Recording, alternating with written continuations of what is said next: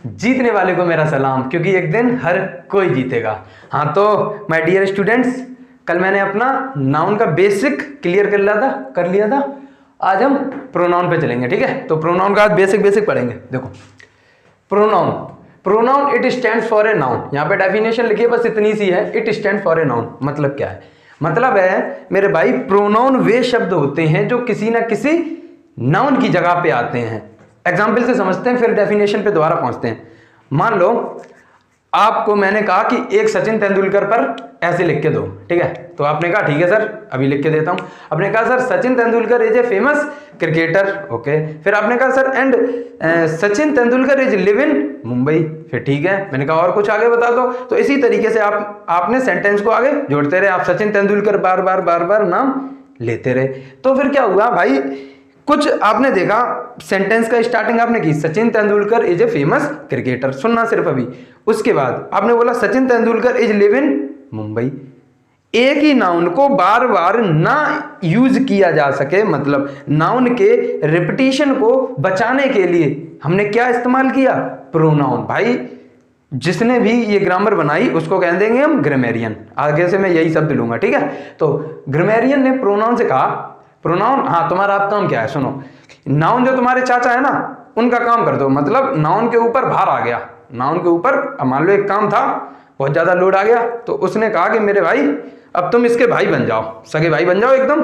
बस क्या करना कि बार बार जब नाउन का काम आए ना, उसकी जगह तुम संभाल लेना। तुम हल्के हो, देखो ये कितने कितने हल्के हैं, ठीक। बस यही काम है प्रोनाउन का।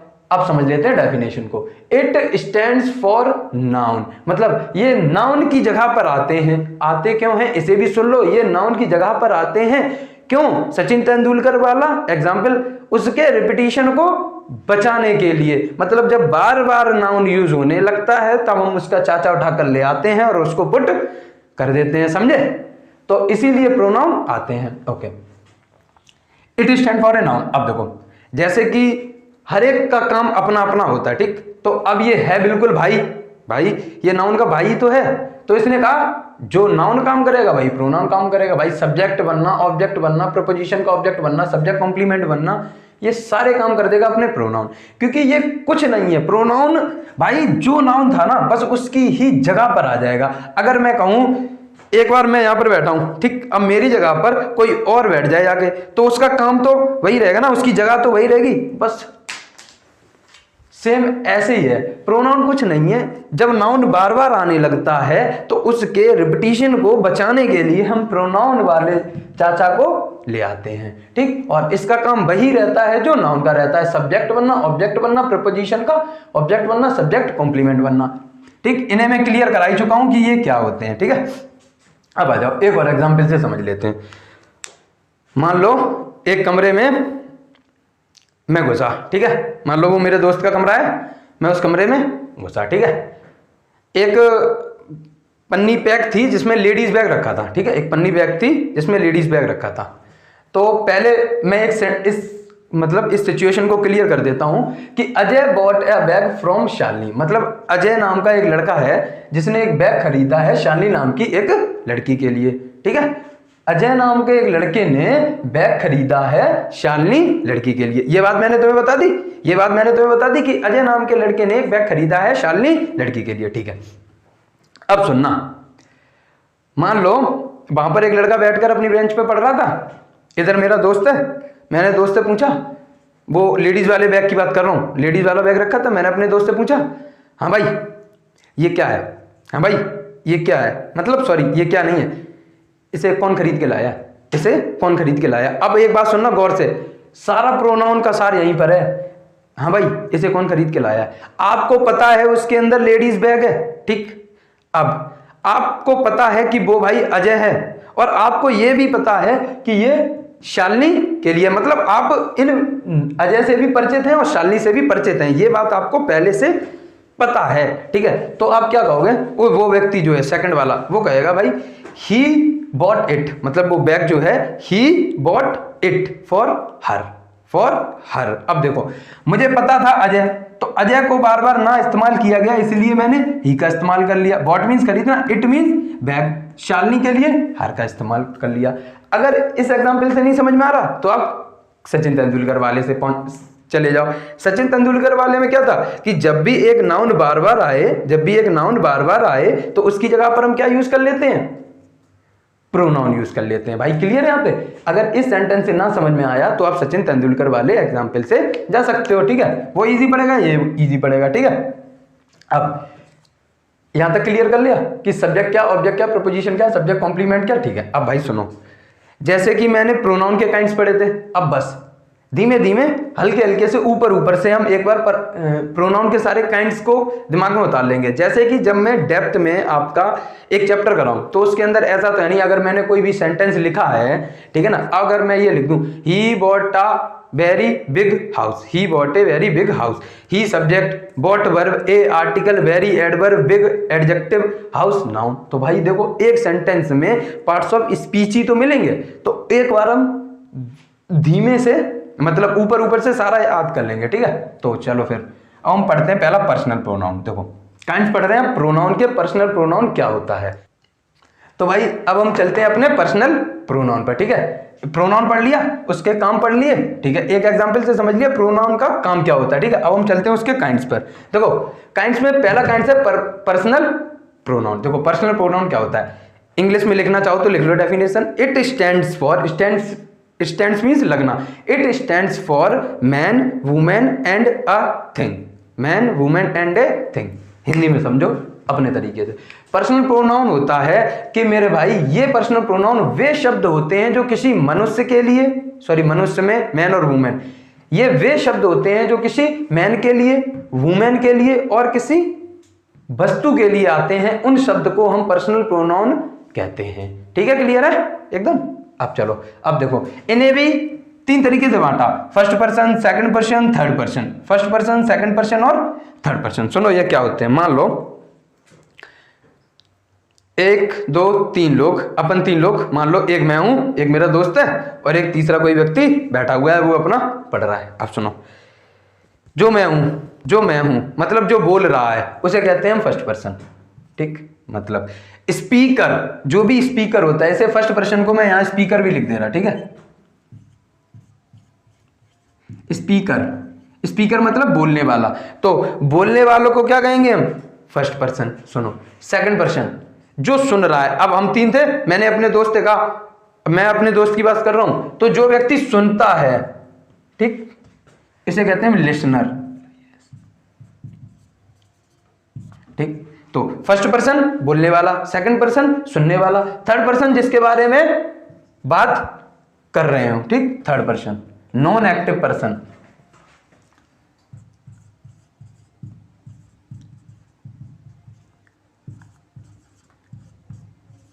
नॉन एक्टिव पर्सन, समझो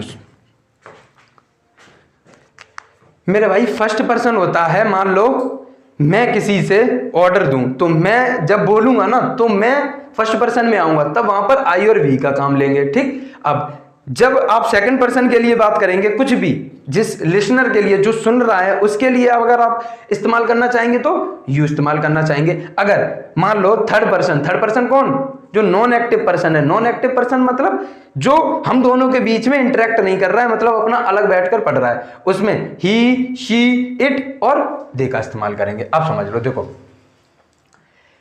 अगर मान लो मैं जो फर्स्ट पर्सन है वो एक व्यक्ति है, सिंगुलर है, एक व्यक्ति सिंगुलर है, तो आई का इस्तेमाल कर लेंगे। अब मान लो फर्स्ट पर्सन काफी सारे लोग हैं, ठीक, फर्स्ट पर्सन काफी सारे लोग हैं, तो उनके लिए बी का यूज कर लेंगे, ठीक है। अब सुनने वाला अगर एक है, सुनने वाला लिसनर अगर एक है तो यू का प्रयोग कर लेंगे, यू का यूज कर लेंगे। अब सुनने वाले, मान लो मेरी क्लास में बहुत सारे बच्चे हैं, मैं उनको ही ऑर्डर दे दूं, ठीक है, या उनसे ही कुछ कह दूं, यू शुड वर्क हार्ड, ठीक, तो यहां पर मैं क्या एक बच्चे से कह रहा हूं या काफी सारे बच्चों से कह रहा हूं। तो जो भी सुनने वाले अगर अनेक हैं तो वहां पर यू सिंगुलर प्लूरल दोनों की तरीके से आ जाएगा, ठीक है यार।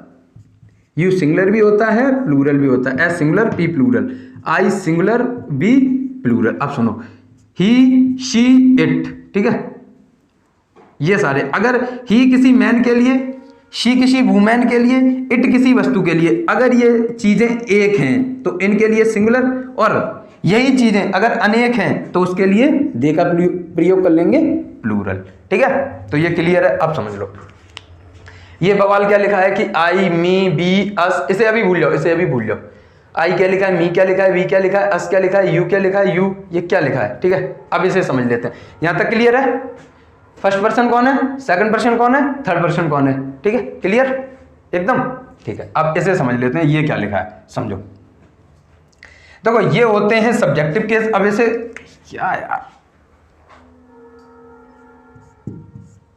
देखो ये होते हैं तुम्हारे सब्जेक्टिव केस, ठीक, ये होते हैं तुम्हारे ऑब्जेक्टिव केस। सब्जेक्टिव केस मतलब जो सब्जेक्ट पढ़ाया ना, बिल्कुल डिट्टो, कि ये सब्जेक्ट की जगह पर इस्तेमाल करेंगे, ये ऑब्जेक्ट की जगह पर इस्तेमाल करेंगे, बस ये सब्जेक्ट की जगह पर इस्तेमाल करेंगे, ये ऑब्जेक्ट की जगह पर इस्तेमाल करेंगे। भाई ये टेबल रटनी पड़ेगी कि आई फर्स्ट पर्सन होता है, बी सेकंड पर्सन होता है, बी फर्स्ट पर्सन होता है लेकिन अनेक के लिए आता है, यू सेकंड पर्सन होता है, he, she, it, they third person होते हैं। ठीक है, अब ये सब्जेक्टिव केस होते हैं, ये ऑब्जेक्टिव केस होते हैं, इन्हें रटना पड़ेगा और कोई चारा है ही नहीं। जैसे तुम्हारा नाम सचिन है, सचिन तुम्हारे मम्मी पापा ने सोच के रखा, उसे रटा गया, बार बार बोलने से वो रट गया, बस वैसे ही इन्हें बार बार लिखने से रट जाएंगे। 5-6 बार एक बार कॉपी पे लिख देना, ये रट जाएंगे। ठीक, सब्जेक्टिव केस में इसे इस्तेमाल करेंगे, ऑब्जेक्टिव केस में इसे इस्तेमाल करेंगे। आई सब्जेक्टिव केस, आई का objective case me, be subjective case और इसका ऑब्जेक्टिव केस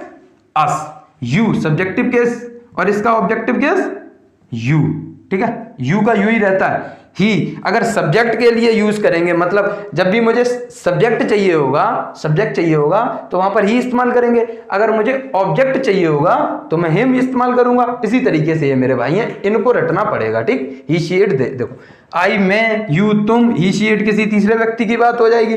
ठीक है ना, तो इनको आप इस टेबल को रट लेंगे, पजेसिव एडजेक्टिव पजेसिव प्रोनाउन। इसे आप ऐसा ही लिख लो। अभी जस्ट मैं जब दूसरा पजेसिव प्रोनाउन, मतलब जैसे पर्सनल प्रोनाउन पढ़ाया ना, इसी तरीके से पजेसिव प्रोनाउन पढ़ाऊंगा।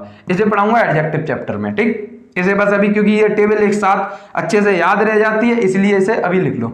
ठीक है, इसे अभी थोड़ी देर बाद पढ़ाऊंगा। पर्सनल प्रोनाउन के बाद नीचे चलेंगे पजेसिव प्रोनाउन भी पढ़ लेंगे। ठीक है, तो अभी आप इतना उतार लो।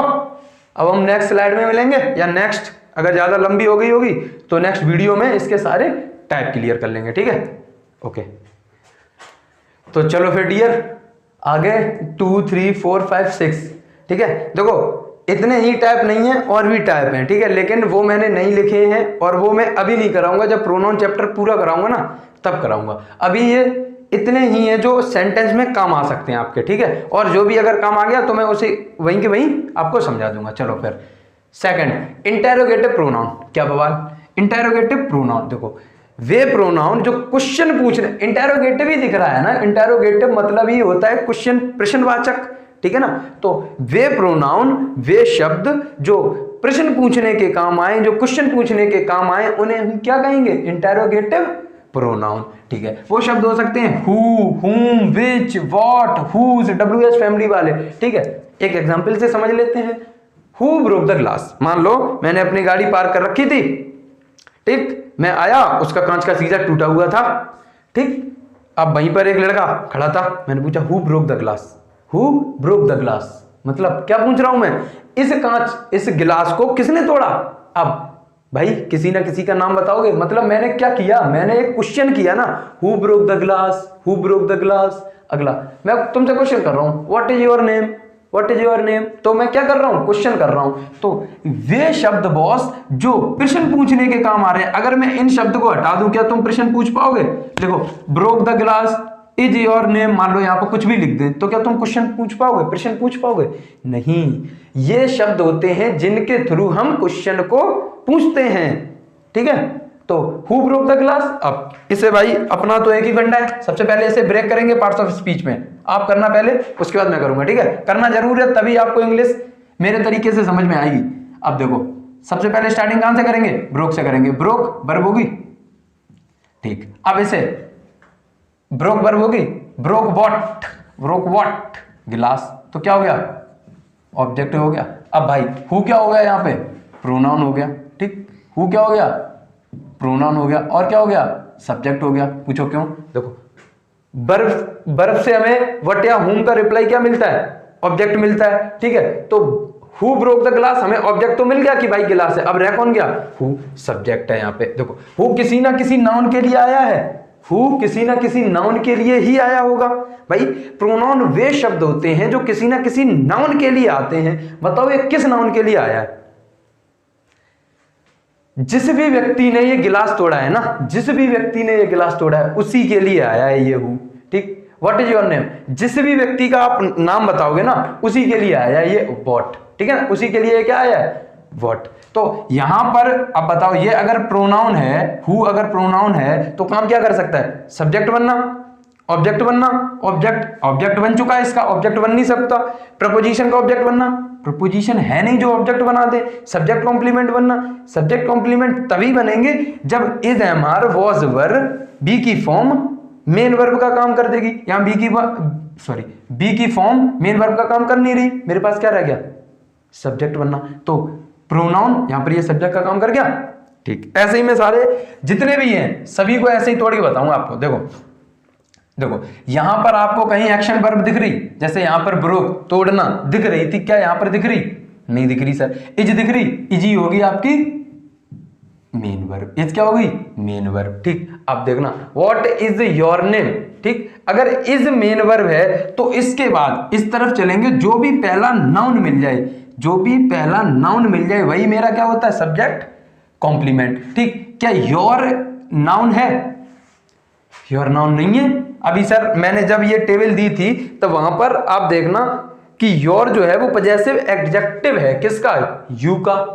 योर जो है वो पजेसिव एडजेक्टिव है, तो योर आएगा नहीं भाई। ये नाम पड़ा, ये नाम है, ये है नाउन, ठीक। अगर ये नाउन है तो नाउन क्या क्या काम कर सकता है? सब्जेक्ट बनना। क्या ये सब्जेक्ट बन सकता है? नहीं बन सकता, क्योंकि ये वर्ब के इस तरफ है। ऑब्जेक्ट बनना नहीं बन सकता, क्यों? क्योंकि कल मैंने आपको पढ़ाया था कि is am are was were या बी की फॉर्म मेन वर्ब का काम कर दे तो उसके बाद ऑब्जेक्ट को नहीं लिखते, उन्हें हम क्या कहते हैं? Subject complement. तो क्या सब्जेक्ट कॉम्प्लीमेंट नेम बन गया? एकदम क्लियर, ठीक है। अब अभी एक बात लिखाऊंगा, ठीक है। अभी क्या, अभी सुन लो। देखो जब भी लिख लो लिंकिंग वर्ब क्या होती है, यही समझ लो इसको। देखो लिंकिंग वर्ब होती है कि शॉर्ट में लिख दे रहा मैं, अपने हिसाब से लिख लेना। जब भी बी की form is am are was were been ये मेन वर्ब का काम कर दें, तब उन्हें हम यहां मेन वर्ब ना करके डायरेक्ट इसी का नाम एक दे दिया है लिंकिंग वर्ब। कुछ नहीं है, जब वही थी ना कि वैसे तो is am are was were helping verb का भी काम करती हैं। बी की फॉर्म मैंने कल बताया था, बी की फॉर्म दो काम करती हैं, हेल्पिंग वर्ब बनना और मेन वर्ब बनना। हेल्पिंग वर्ब कब होंगी? जैसे मैं लिख दूं Ram is singing a song, यहां पर सिंगिंग मेन वर्ब है, गाना मेन वर्ब है, उससे पहले जब इज है तो वहां पर वो क्या काम कर रही है? हेल्पिंग वर्ब का काम कर रही है। समझ गए ना? मतलब कैसे पहचानेंगे कि इज यहां पर मेन वर्ब है या हेल्पिंग वर्ब है? सुनो ध्यान से। देखो बी की फॉर्म दो काम करती हैं, बी की फॉर्म दो काम करती हैं। यहां से लिख लो, इसे हटाओ। बी की फॉर्म दो काम करती हैं भाई, हेल्पिंग वर्ब बनना और मेन वर्ब बनना। अब बी की फॉर्म तो क्लियर है ना, is am are was were been helping verb बनना और मेन वर्ब बनना। कैसे पहचाने कि हेल्पिंग वर्ब कब है और मेन वर्ब कब है? देखो बिल्कुल इजी है। अगर एक्शन वर्ब से पहले आ जाएं, सुनना एक सेंटेंस सुनना, Mohan is playing a football, Mohan is playing a football. Playing यहां पर एक्शन वर्ब मतलब कार्य क्या हो रहा है? खेलना। कार्य क्या हो रहा है? खेलना। तो प्लेइंग इज ए वर्ब, ठीक। Playing is a main verb. उससे पहले अगर is am are was verb पढ़े हैं तो ये क्या काम कर देंगे? हेल्पिंग वर्ब का। अब मेन वर्ब का कैसे काम करेंगे? इससे नहीं, ऐसे समझ लो इसी से समझ लो। This is my car, this is my car. क्या आपको यहां पर कोई एक्शन वर्ब दिख रही है?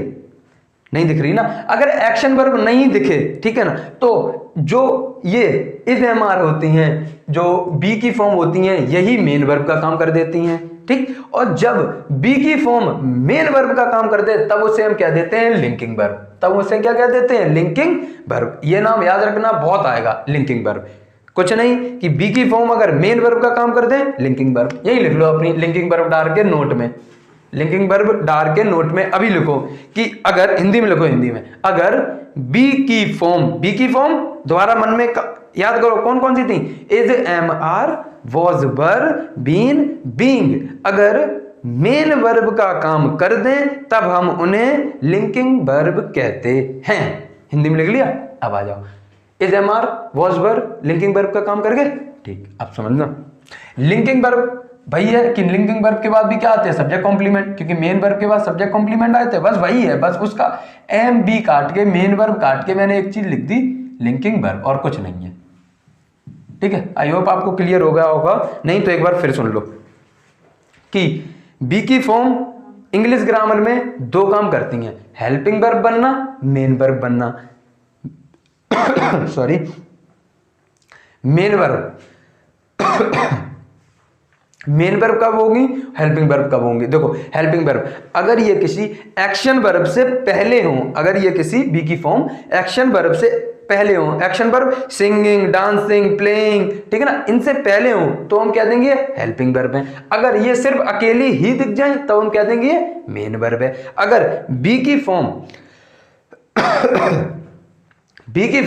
मेन वर्ब का काम कर दे तब हम उससे कहते हैं लिंकिंग वर्ब, और लिंकिंग वर्ब के बाद हमेशा ही क्या आते हैं, सब्जेक्ट कॉम्प्लीमेंट, ठीक है। अब सुनना, सब्जेक्ट कॉम्प्लीमेंट। अब देखो, अब रह गया मेरे पास व्हाट। अब इसे लिख लो, अभी के लिए आप लिख लो सिर्फ पजेसिव एडजेक्टिव।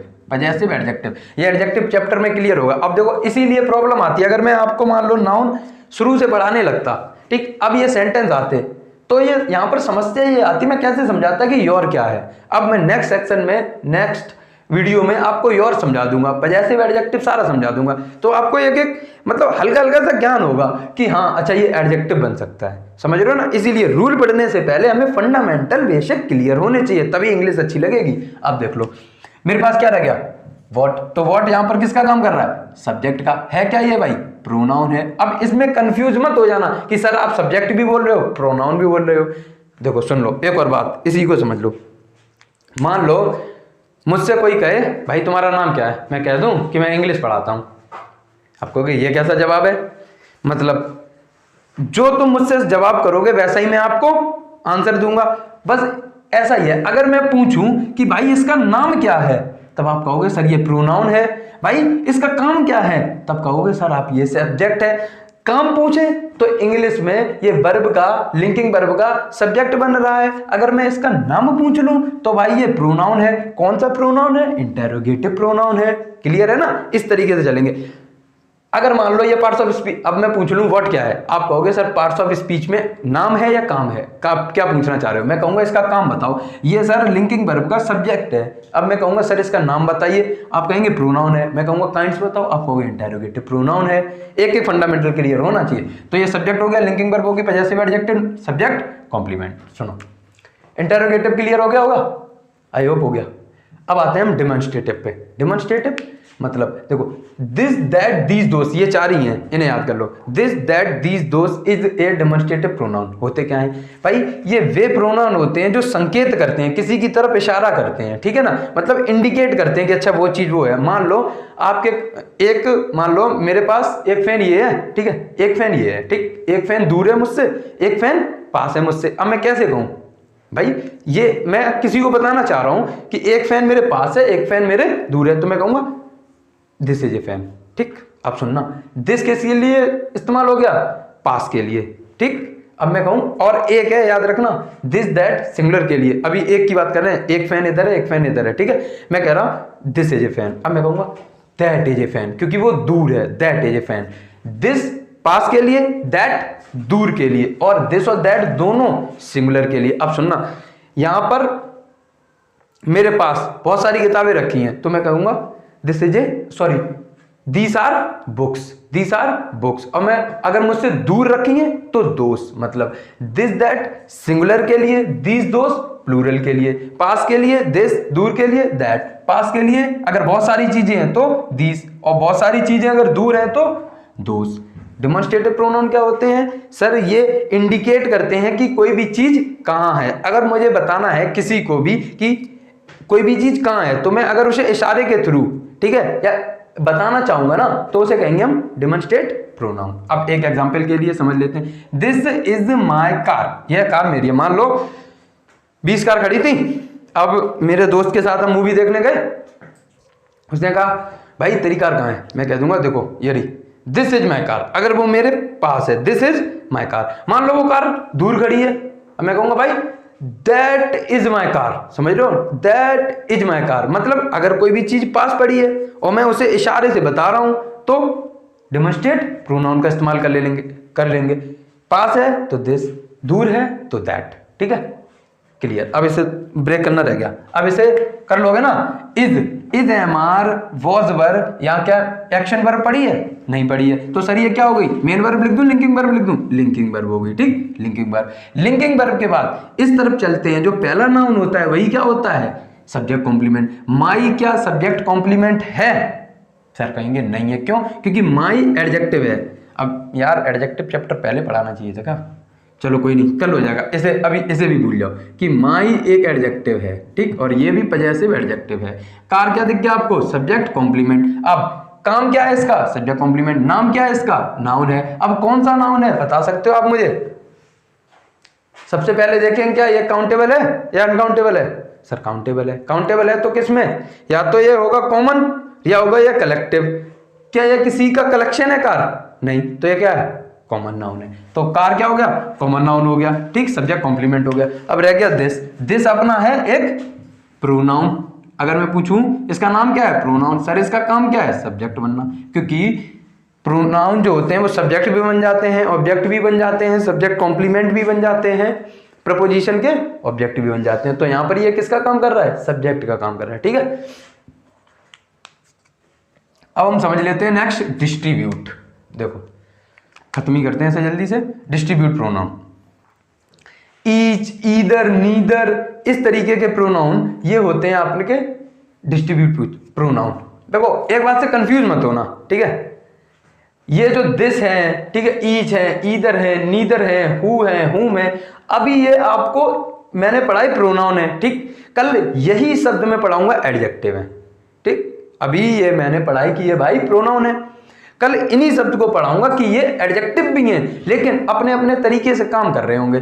अगर ये सब्जेक्ट बन रहे होंगे तब ये प्रोनाउन बन रहे होंगे, ठीक, और एडजेक्टिव बन रहे होंगे तब ये किसी नाउन की क्वालिटी को दर्शा रहे होंगे। ठीक है ना, तो वहां पर देख लेंगे और दोनों को डिफरेंशिएट करके पढ़ लेंगे। ठीक है, तो एकदम बेसिक क्लियर हो जाएगा आपका। अभी आ जाते हैं हम डिस्ट्रीब्यूट प्रोनाउन पे। अब किसी ने सुना होगा ना कि दिस एक एडजेक्टिव भी होता है, सर कहाँ गया, ईच एडजेक्टिव भी होता है, इसलिए मैंने अभी बता दिया उसे।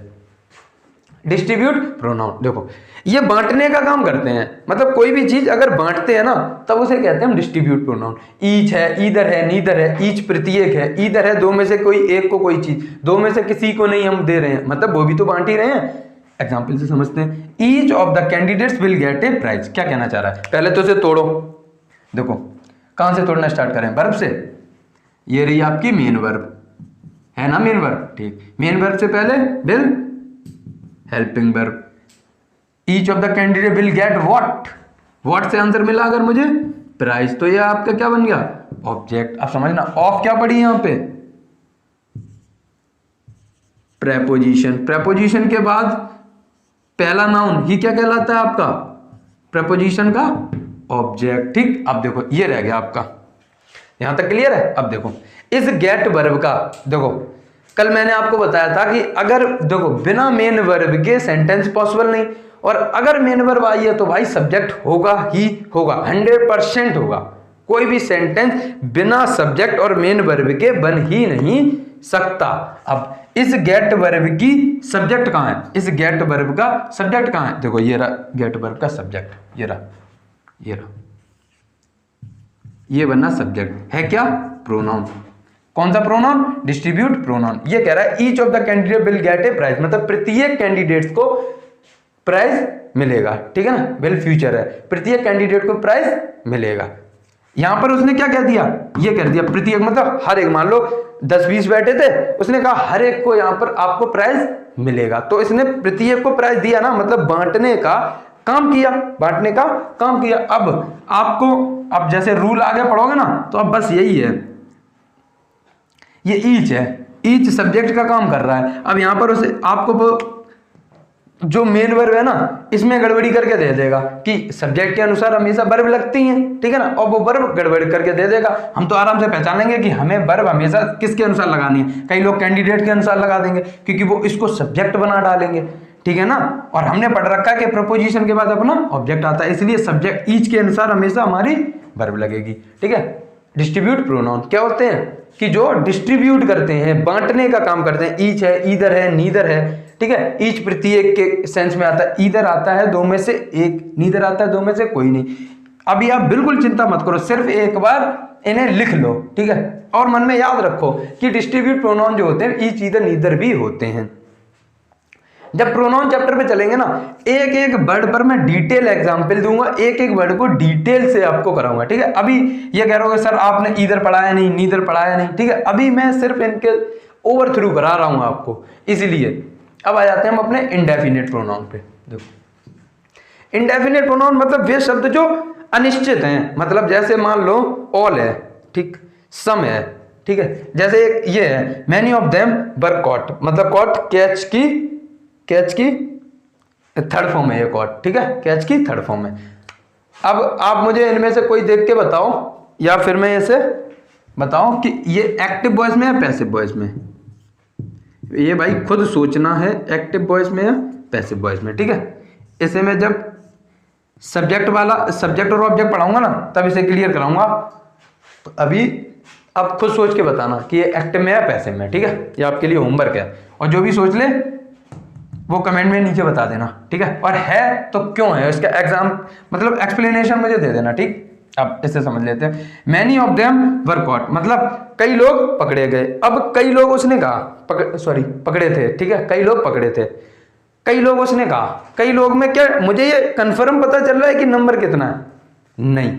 अगर मुझे ये कंफर्म ना हो कि वो चीज कितनी है, जैसे कि सम में कुछ, मैनी में कुछ, ठीक है ना, फ्यू में कुछ, ऑल में सभी, तो जब मुझे ये पता ही नहीं चल रहा है कि वो कितने हैं, तो उन्हें हम किस में रख देते हैं? इंडेफिनिट प्रोनाउन में, ठीक है। अब इनका अलग अलग यूज पढ़ेंगे, वो हम अलग डेप्थ चैप्टर में पढ़ेंगे। अभी आप इतना समझो कि सम होते हैं, कुछ मैनी होते हैं, फ्यू होते हैं, ऑल होते हैं, ये प्रोनाउन होते हैं, ठीक है। ये एडजेक्टिव भी होते हैं, एडजेक्टिव कल पढ़ेंगे, प्रोनाउन अभी पढ़ते हैं। आप समझना, ऐसे भी तोड़ लेते हैं आप।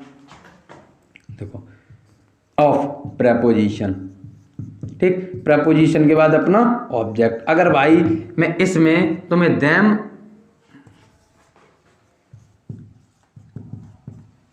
और दे में से चूज करने को दूं, तो आप बताओ कौन सा चूज करोगे, ठीक है। ये स्लैश है मान लो, ठीक है, स्लैश है, ठीक है। अगर मैं तुम्हें देम और दे में से चूज करने को दूं, बताओ कौन सा चूज करोगे।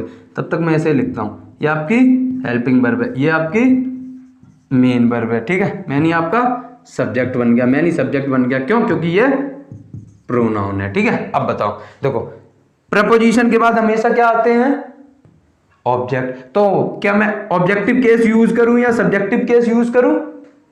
मैंने अभी आपको पर्सनल प्रोनाउन पढ़ाए जिसमें मैंने ऑब्जेक्ट अलग पढ़ाए, सब्जेक्ट अलग पढ़ाए, तो मैं अगर प्रपोजिशन के बाद ऑब्जेक्ट आते हैं तो सब्जेक्ट क्यों यूज करूंगा? दे मैं यूज कर ही नहीं सकता, इसलिए मैं दे को काट दे रहा, बस बताना चाह रहा था आपको ये,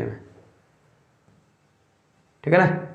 इसे आप नोट कर लेना, ठीक है। प्रपोजिशन के बाद हमेशा आते हैं ऑब्जेक्टिव केस। यहां पर मैंने क्या बन गया? सब्जेक्ट बन गया। अब आ जाते हैं अपने पजेसिव प्रोनाउन। देखो जो अभी आपने टेबल लिखी उसमें सबसे लास्ट वाले जो लिखे थे ना, पजेसिव प्रोनाउन ही थे। ये क्या करते हैं? ये अधिकार जमाने के काम आते हैं, मतलब किसी ना किसी पर, नाउन पर अपना अधिकार जमाते हैं, समझना। दिस कार इज माइन, क्या कहा इसने? ये अधिकार जमाया कि ये कार मेरी है, ये कार मेरी है, ठीक है। और ये आते किसी ना किसी नाउन के लिए। अब ये माइन है, ये माइन है, ठीक है, ये माइन यहां पर किसके लिए आया है? माइन यहां पर किसके लिए आया है? सोचो। सर ये माइन आया है किसी ना किसी नाउन के लिए, बताओ वो नाउन कौन है, बताओ वो नाउन कौन है। चलो इधर से तोड़ लेते हैं हम। देखो इस यहाँ पर मेन वर्ब का काम कर गई, मेन वर्ब का काम कर गई तो लिंकिंग वर्ब है, ठीक। लिंकिंग वर्ब के बाद अपना सब्जेक्ट कॉम्प्लीमेंट आता है, noun sorry pronoun subject complement का काम कर सकता है, कर सकता है सर। तो कार यहाँ पर क्या काम कर रही है, सब्जेक्ट बनने का काम कर रही है। दिस यहाँ पर एडजेक्टिव है, ठीक है, हाँ ठीक है, दिस यहाँ पर एडजेक्टिव है। तो दिस कार इज माइन, तो माइन यहाँ पर क्या बन गया, प्रोनाउन बन गया, ठीक। इसी को मैं ऐसे भी लिख सकता था, this is my car, this is my car. तो ये जो माइन है, ये जो माइन है वो किसके लिए आ रहा है, कार के लिए आ रहा है। भाई यहाँ पर नाउन अगर देखो, ये तो एडजेक्टिव है, ये तो नाउन हो नहीं सकता, ये तो एडजेक्टिव, ये तो नाउन हो नहीं सकता, तो नाउन कौन होगा, जो सब्जेक्ट होगा, यही तो नाउन है अपना। तो और मैंने आपको बताया था कि जो प्रोनाउन होते हैं वो किसी ना किसी नाउन के लिए आते हैं। तो बताओ ये किस नाउन के लिए आ रहा है, इस कार के लिए ही तो माइन को इस्तेमाल कर रहे हैं ना। मैं ये बताना चाह रहा हूं, माइन तो ठीक है, मैं ये बताना चाह रहा हूं कि ये माइन किस लिए आया है, ये आया है इस कार के लिए, क्योंकि नाउन जो होते हैं सॉरी प्रोनाउन जो होते हैं वो किसी ना किसी नाउन के लिए आते हैं।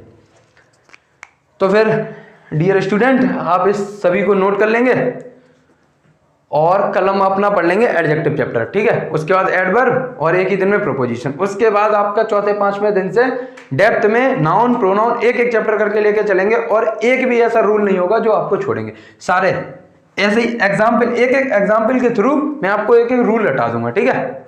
तो आई होप आप इसे नोट करें।